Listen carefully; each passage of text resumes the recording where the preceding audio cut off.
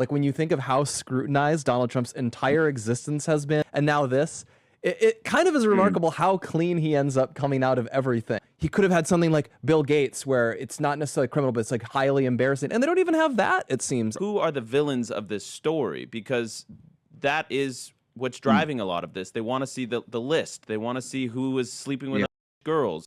You gave me a very surprising answer. People who were recruited by adults. They were adults at the time. Virginia Giuffre and a couple of others. They have been projected as the heroes of the story, when in fact they were the villains. And they have admitted that they went out of their way to target and recruit girls. And anybody who criticizes them is called a victim shamer. Girls that were recruited and they were told to lie about their age. Apparently, it sounds like Jeffrey Epstein asked if they were over 18. I'm not saying what Jeffrey Epstein was doing is okay, by the way. That's gross. Jeffrey Epstein's a creep, a crook, a fraudster. How did this happen, and who else was involved?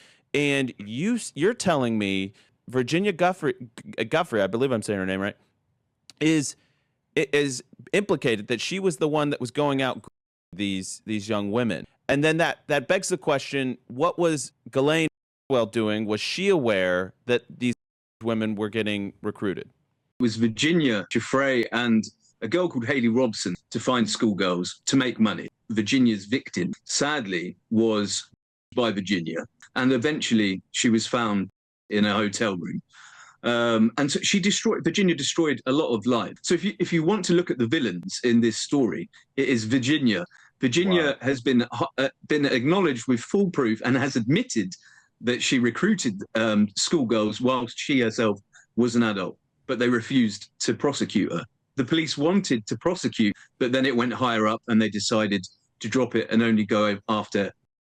And now it did take a lie detector test. The police were quite annoyed because the result came back that he was telling the truth, that he didn't know that they were underage. That's I think, a strong narrative. But when people do push the idea that there's not as much here as people thought, it's kind of a more mundane guy who had relations with underage girls, not a bigger conspiracy. One thing people fixate on a lot is just Jeffrey Epstein's wealth. Seems very mysterious to people, and that it must have some sort of dark explanation.